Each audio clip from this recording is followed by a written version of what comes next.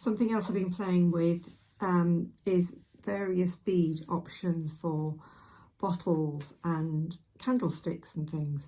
I was inspired by the ones I bought from Valerie Claire Miniatures from when I went to Miniatura, which I have to say mostly are the ones here that don't stand up, including this beautiful little, it looks like rose quartz heart-shaped bead. So I've had to stand that on a sequin to keep that upright. So that's already on the dressing table in Ashton Place. But I found various other beads I just really like, and I just think they make perfect bottles. Not necessarily saying perfume, and they're not going to have labels on them, but just, you know, lotions and potions and things. And also I went into my bead stash. So here I've got some beautifully shaped amethyst and some little tiny citrine, and I found all sorts of agates which I haven't used, which have just been waiting for a beading jewellery project. There we are, lapis lazuli, which are probably going to become something, not sure what. Wait till I'm inspired. And so keep an eye out on my social media, because that's where they're going to be. I'll also probably be sharing the shorts on YouTube here. But I think, you know, if you stuck with me to watch my monthly updates, then you get the heads up about what's coming soon.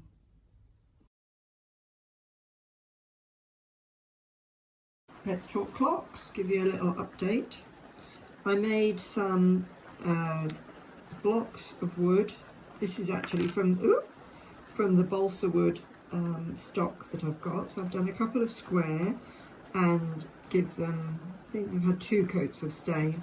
So this is Georgian wood, this dark wood. These others are all light oak with Georgian wood base. Georgian wood base, that's Georgian wood. I need another coat yet to finish them off. This one has got light oak, and then it's on the bottom base is Georgian oak. I just want to point out a couple of things to you with the detail of this. So you see that little dot there? That is the detail for the winding hole where you'd put the key. Obviously that hole there is where you'd have the connection coming through for the hands. But they've all got these wonderful little detail around the edges. Again, I'm not on any commission, just shouting out. Lovely, lovely, lovely products. And then the dials, if you're not up to speed with your Roman numerals, you might want to Google this, but let's see if I can get that in focus. You see the center one, it's got a little hand already fixed, and that says strike or silent. So you'd be able to change the clock to strike or silent. And I remember when I used to go and stay with Granny and Grandad's when I was a little girl, they always put the grandfather clock on silent overnight because we weren't used to living with it. So you'd hear it chiming regularly, more than every hour. It would do quarter hours and half hours, which of course when you're trying to sleep is not good. So I say, get au fait with your Roman numerals so you know which way up to put these dials. So these are more simple, the plain square ones. These two with the knobbly bit on the top are a bit more detailed. Absolutely gorgeous. And I've yet to work out, where are they, which hands to put on which clock. And I'm going to use all of these clocks. So I'm going to give them another coat of wood stain, wood dye as it's called, and then I will give them a coat of Liquitex. Sneak peek at the gloves there, show you those in a minute. And then I need to stick on the hands. What I did do last evening, I tried to stick these discs on to there with my normal glue. It's not going to work. So I'm going to try super glue today. I think that should fit, that should work all right. And I'm probably going to have to use clamps to hold them into place while they're drying. Although obviously with super glue, it'll dry really quickly.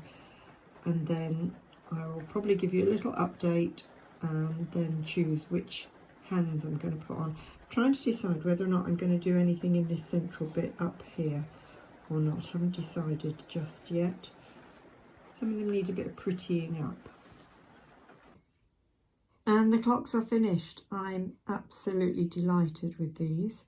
This one, this is a door handle, door knob that I've stuck on the top there. Love the shape of that.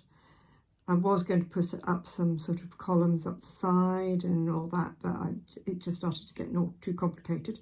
But I like the knob on the top. This is sort of like the second grandest. I need to decide which goes into which room. And then I've got two quite modest square ones.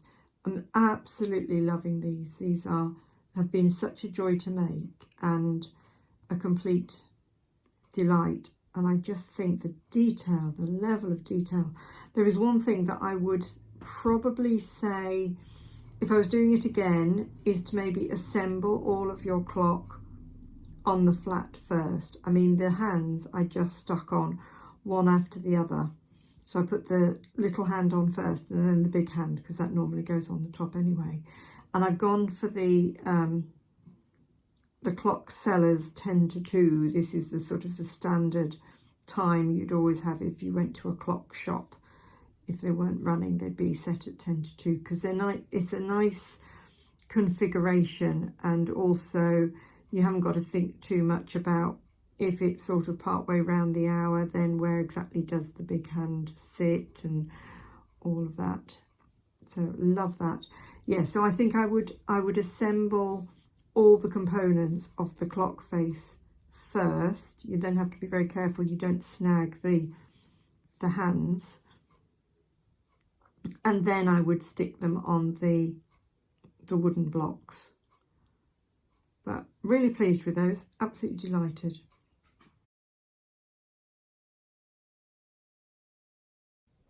Gloves and bags. Now I'd love some feedback on these. This is yet to be cut. This pink leather is really quite tricky. It's a different thickness and it's really tricky to cut. This is the first pair of gloves that I cut that have been in Ashton Place in the sewing room.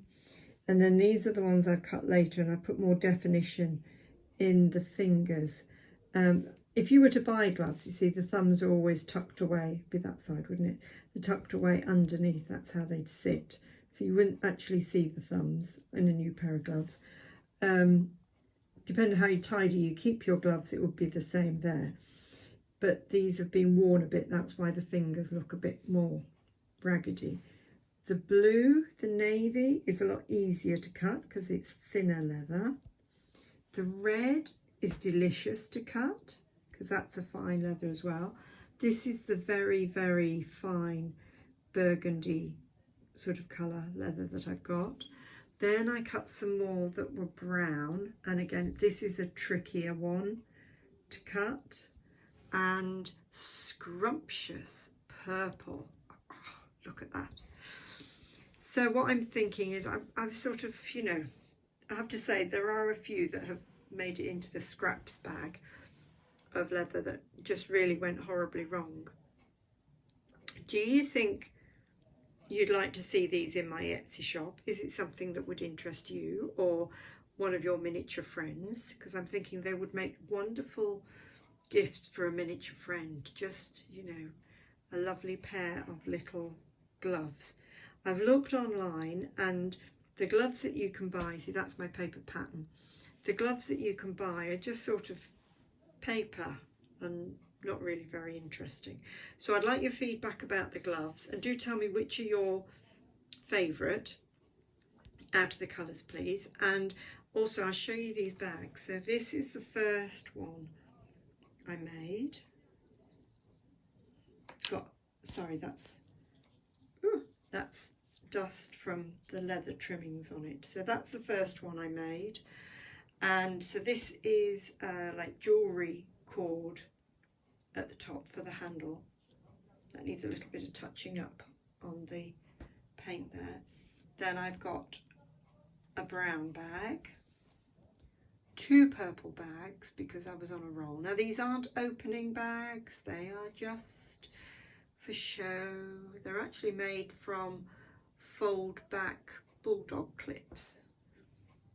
A red bag, scrumptious, pink bag with sort of burgundy cord. So these are sort of based on the sort of Gladstone style. So if you search Gladstone bag, you'll come up with something similar to this.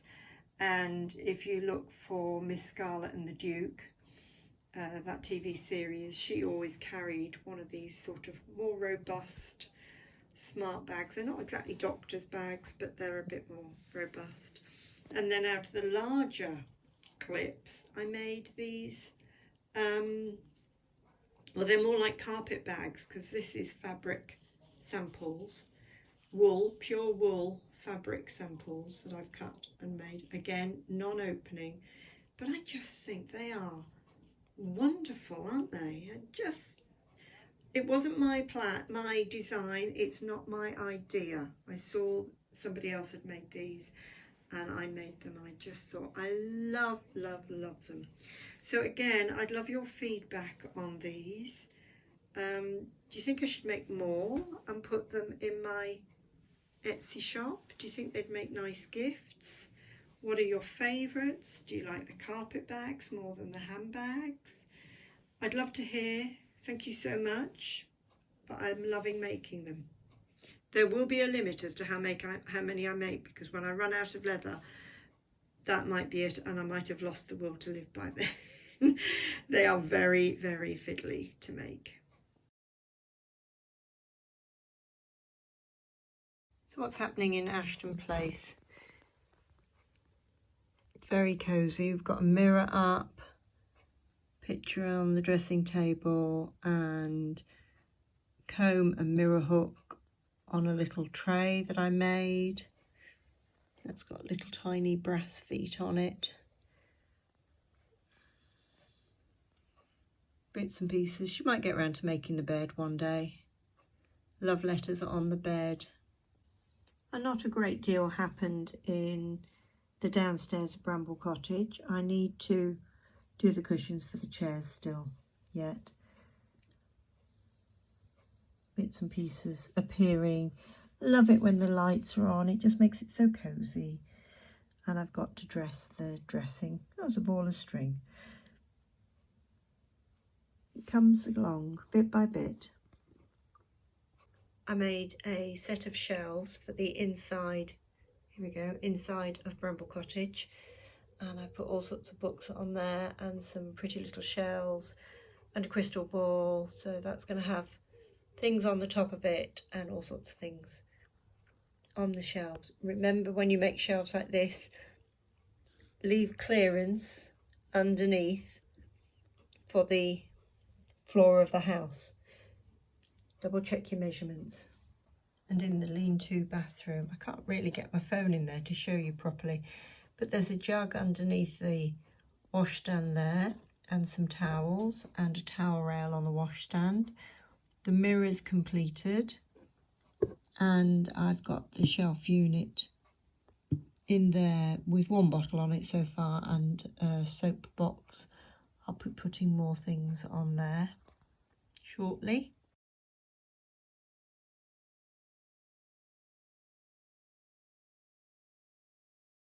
Let's give you a little tour. In the basement, I've got this shelf unit up and I've got various bottles on it.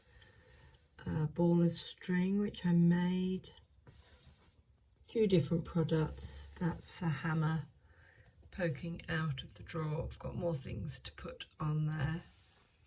So I thought the brown one worked well there. It's not too detailed because it's sort of quite basic and basement-like. Not much else happening in there at the moment. And not much else happening in the kitchen at the moment. I've got a template to make the sink unit at the back there. And I'm probably going to put in a fake window on that back wall. And then going upstairs to the living room. I put the lights on because it's such a dull day today. And it's so lovely to see the lights. Really gives it a different hue. So I've stuck a mirror up on that wall above the fireplace, and that standard lamp isn't in its finished place. That's the trolley, the tea trolley, which needs things on it. That's going to live somewhere, not sure where yet at the moment. Let's put that over there actually, because it's not quite in your face. And the hall stairs and landing. So this is the main entry hall. I've put a little mirror. Can I get you in? No, not really, sorry. Little mirror there, because you've got to be able to check your hat when you're coming in, or your hair, or whatever. And I've started putting the pictures up. You can see some more up there. This is the bedroom landing, and I've got more pictures up. Delighted with those pictures. More to put up, more to frame. So really pleased with that. Lots more to do on the landings. I've finished the French style dressing table, and I've started doing bottles, all sorts of little bottles. I've put a mirror. Let's see if I can get the phone in without knocking things over. So I've put a mirror up there. Now that's quite a lark, getting the mirror, an oval mirror, straightish, round in a recess. Really pleased with how the bedside lights are, and I've got the bedside tables, got books, cups of tea by the side of the bed, more pictures there, more things to do in here. There's always more to do, but loving how that has come out. I have to stand on a stool to get up this high really. So I've got more pictures on the stairs and landings here, loving those. And this is the sewing room. So on the table there, I've got 2 sets of gloves. I might start selling gloves in my Etsy shop. And I've got sewing thread again. I'll be stocking those in my Etsy shop. Now this sewing table, I'm not altogether happy with this. This is actually going to be going to Maggie May's. I've got a replacement for in here. Got a picture of my Auntie Jessie in here. She was really my cousin, but she was known as Auntie Jessie, who was a wonderful seamstress and taught me so much about sewing and crochet and all sorts of things like that when I was a little girl. So the sewing table, that light is a bit bright on the sewing table, but if you were cutting out or pinning or whatever, you really need to have good light, don't you? So that's okay. And up to the top floor, more pictures on the walls. Got more to frame and more to put up, more things to do on the landing here. Haven't done much in here at all. It's a bit of a mess from when everything fell over. I think it was last month, but really pleased with that so far. It's coming on lovely, and I'm loving it lit up. Just looks so lovely.